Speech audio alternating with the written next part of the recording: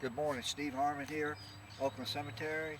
It's April the 2nd, 2024, and today my plan is to do some preventive maintenance on some of the weed eaters. I may get to some of the lawnmowers, I don't know, but here it is April, but about March the 10th to the 12th, I've already cut the grass in the cemetery. I cut all 6 plots. And maybe if you can see in the background, and you can see already how much it's already started to grow. But one of the issues with that is we've only weed eated maybe in section 1, but it gets to the point where if you don't start weed eating, you're going to miss some of the stones and maybe do some damage.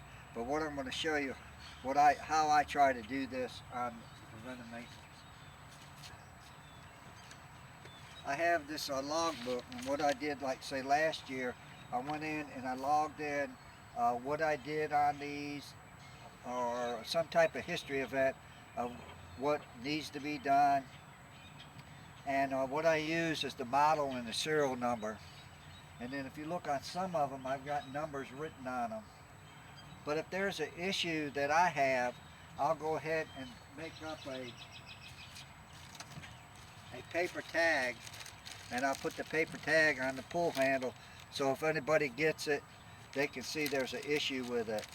And if they also have an issue while they're using it, we have the tags in there to go ahead and put a tag on it. But and what I try to do is check the compression, the air filter, the gas filter, the spark arrestor, clean up because you know you got oil and gas mix, the exhaust area, try to clean that up, and grease the head.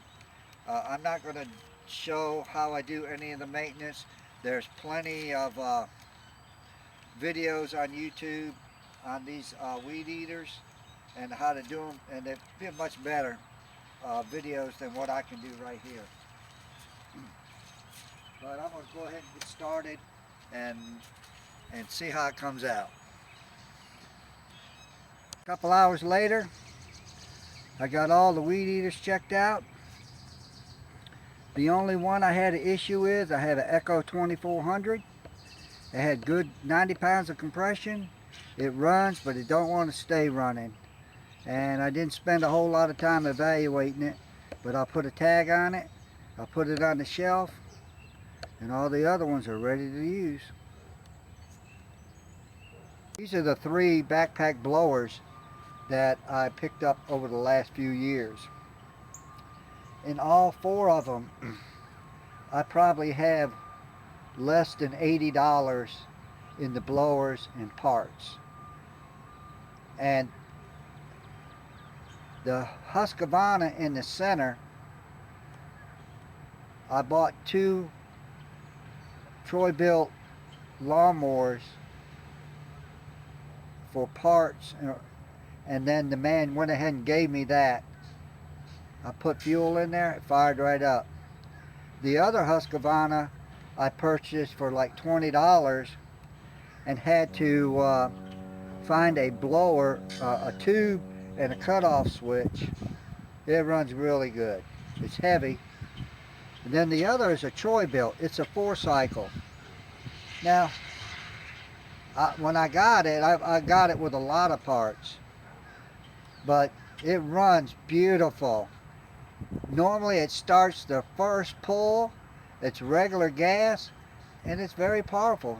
So don't count them out. That one's been really good. And I know it's well used, and then the steel, Brian Dunn brought that down from the Sons of the Confederates, and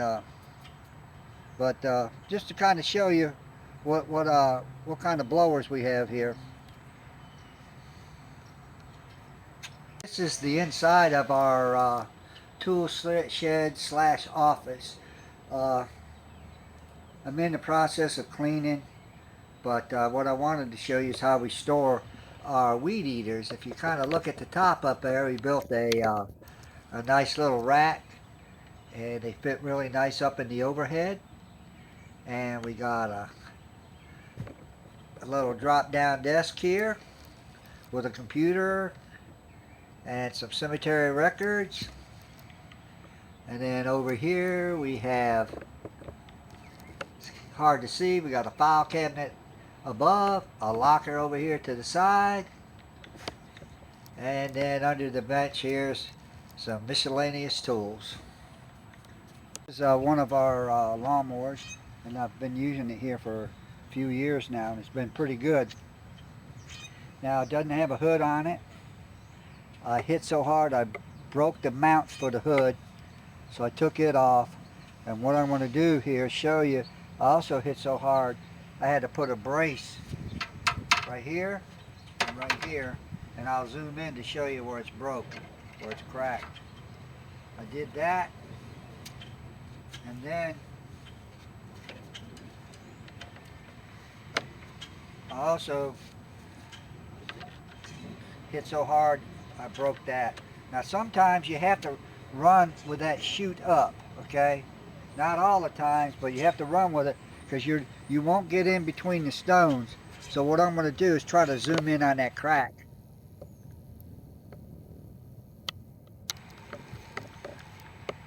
I know it's hard to see. Let's see. Yeah, that's a pretty good picture of it.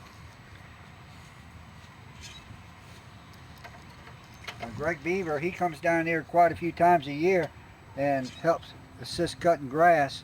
He's a retired fireman from Newport News. This is one of the mowers I bought about a month ago from Mr. Everett. I bought two like this for $250. I mean, they're 2012, 2013. They're the newest mowers we have. Almost everything we have down here has outlived its useful life and is well depreciated. But this one was sitting in the water, was sitting in a flood, and I did take the rear end out. The rear end had evidently had so much water in it that the insides, what parts that could rust. And but it's good for parts. I got another rear end.